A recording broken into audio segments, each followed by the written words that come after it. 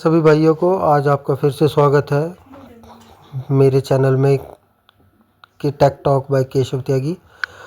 आज मेरे भाइयों बात करेंगे कोर्ट केस के रिगार्डिंग। ये कोर्ट केस मेरे उन भाइयों ने हाई कोर्ट में फ़ाइल किया था जिन भाइयों को 31 मार्च 2025 को सेवाओं से हटा दिया गया था। इसमें ग्रुप डी, ग्रुप सी, अलग अलग डिपार्टमेंट के बहुत सारे भाई थे।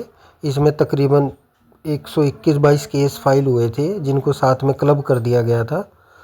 और भी मेरे कुछ भाई जो केस डालना चाहते हैं इस वीडियो को गौर से देख लेंगे, क्योंकि इस वीडियो के रेफरेंस से आपको पता लग जाएगा कि आपको कोर्ट केस डालने का कोई फ़ायदा होगा या नहीं होगा। तो मेरे भाई ध्यान से बने रहेंगे वीडियो के साथ। वीडियो ज़्यादा लंबी नहीं बनाएंगे, सिर्फ क्रक्स के बारे में बात करेंगे। इसका क्रक्स क्या है, इसमें जजमेंट पास की है श्री संदीप मोदगिल जज थे जो हमारे, उन्होंने इसके अंदर एजी साहब हैं जो हमारे, उन्होंने खुद प्रेजेंट होके क्लैरिफिकेशन दिया था गवर्नमेंट की तरफ से। और वो क्लैरिफिकेशन मैं आपको यहाँ दिखा देता हूँ। इसमें लिखा है the respective counsel for the petitioner are also added to the stand taken by the learned counsel general, advocate general and have shown satisfaction, therefore they do not wish to press the instant petitions any further। तो इसका ये मतलब होता है कि जो एजी साहब है उन्होंने कहा कि वो इन पटिशन्स को आगे और नहीं ले जाना चाहते। तो in the light of the assurance tendered bye the learned advocate general Haryana and the concur of the learned counsel for the petitioners, this court is persuaded that the present writ petition no longer required adjudication on merit. The impugned relieving orders are hereby set aside।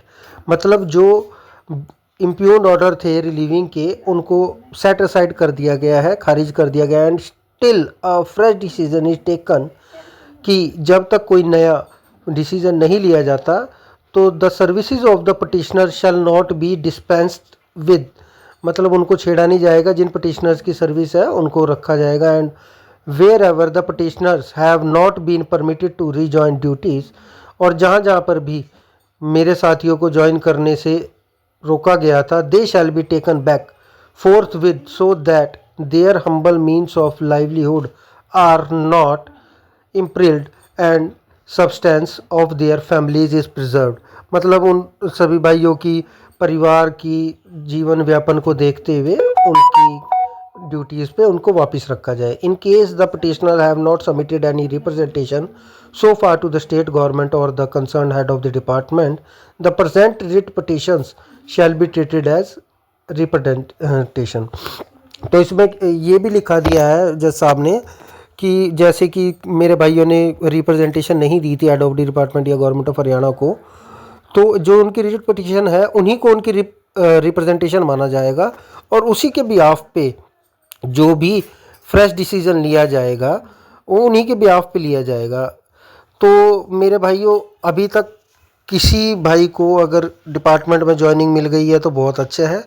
वैसे इसके अंदर 4 हफ्ते का time दिया है जज साहब ने गवर्नमेंट ऑफ हरियाणा को कि आप 4 हफ्ते के अंदर अंदर इस कॉपी के ऑर्डर के रिसीव होने के बाद आप फ्रेश ऑर्डर पास करें।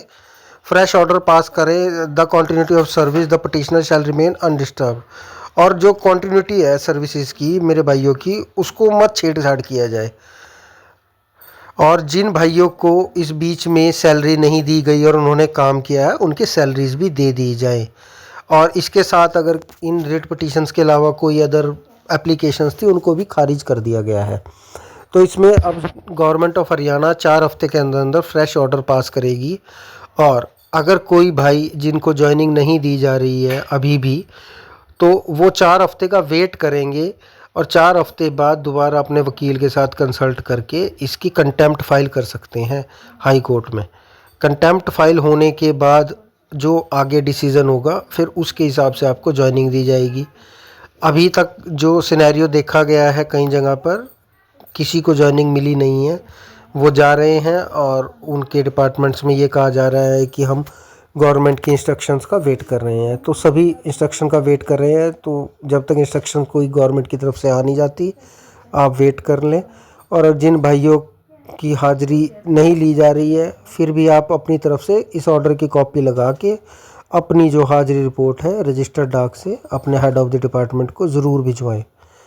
ठीक है, आज की जानकारी बस इसी बारे में थी। कल फिर आएंगे नए टॉपिक के साथ। आज के लिए सभी भाइयों को शुभ रात्रि, शब्बा खैर। प्लीज़ लाइक कर लेंगे, फॉलो कर लेंगे चैनल को। शुक्रिया।